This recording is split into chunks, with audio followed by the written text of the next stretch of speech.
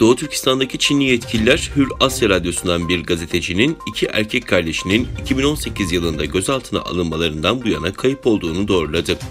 Hür Asya Radyosu'nun yerel yetkililerle yaptığı bir dizi röportajın ardından Mart ayının başında yayınlanan haber, gazeteci Esat Süleyman'ın kardeşleri Ehet ve Ahmet'in durumuyla ilgili ilk resmi bilgi niteliğinde. Yerel emniyet güçleri ve hükümet yetkilileri kardeşlerin nerede tutulduklarını açıklamayı devlet sırrı olduğu gerekçesiyle reddetti. Gazeteci Süleyman'ın kayıp bulan 5 kuzeninin de Çin'in yeniden eğitim amaçlı olduğunu iddia ettiği kamplarda gözaltında tutuldukları tahmin ediliyor. ABD'de görev yapan Süleyman, aile fertlerinin gözaltına alınmasının Pekin yönetiminin kendisinin Çin'in hak ihlalleriyle ilgili yazdığı haberleri durdurma çabası olduğu görüşünde. Voice of America gibi Hür Asya Radyosu da ABD Kongresi tarafından finanse edilen bağımsız bir medya kuruluşu ve küresel medya dairesinin çatısı altında yer alıyor.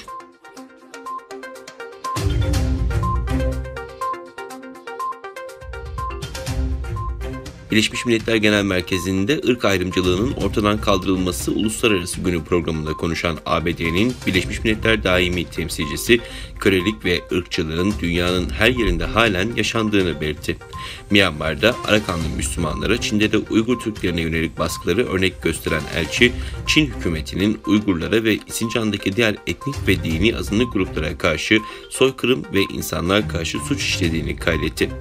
Konuşma listesinde olmadığı halde söz alan Çin'in Birleşmiş Milletler Daimi Temsilci Yardımcısı da ABD temsilcisinin iddialarının baştan sona söylenti ve çıplak yüzlü bir yalan olduğunu savundu.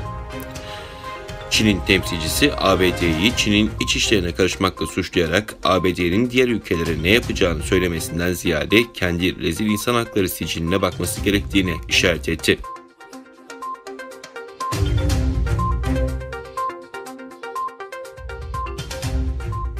Radio France International'a göre Avrupa Birliği'nin Doğu Türkistan ziyareti Uygur düşünür Profesör Doktor İlham Tohti'nin tutuklu olduğu hapishaneyi ziyaret etme talebi nedeniyle engellendi.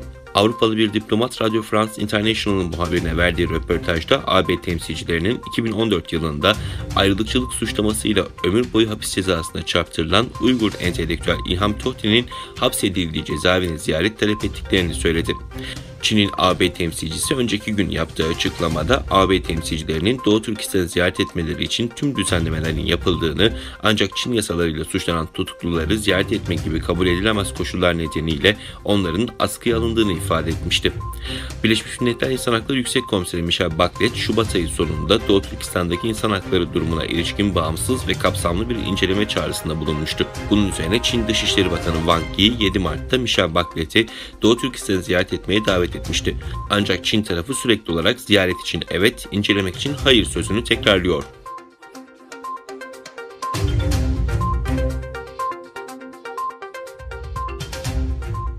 Amerika'nın sesi Voice of America'nın haberine göre Çin'in Doğu Türkistan'daki zorunlu kürtaj ve keyfi tutuklama, toplama kampları, toplu tecavüz, zorla çalıştırma, işkence ve soykırım uygulamaları gün geçtikçe uluslararası toplumun daha fazla dikkatini çekiyor. Amerikan Sendikalar ve Sanayiler Federasyonu Başkanı Richard Trumka geçtiğimiz günlerde Biden hükümetine ve parlamentoya Doğu Türkistan'dan Çin güneş enerjisi ürünlerini ithal etmeyi durdurma çağrısında bulundu. Reuters'a göre Richard Trumka 12 Mart'ta ABD Dışişleri Bakanı Antony Blinken ve Ulusal Güvenlik Danışmanı bir mektup göndererek Çin'in güneş enerjisi üretim hatlarında sistematik zorla çalıştırmanın varlığına dair ikna edici kanıtlar olduğunu belirtti ve Doğu Türkistan'daki enerji ürünlerine karşı acil önlem alınması gerektiğini vurguladı.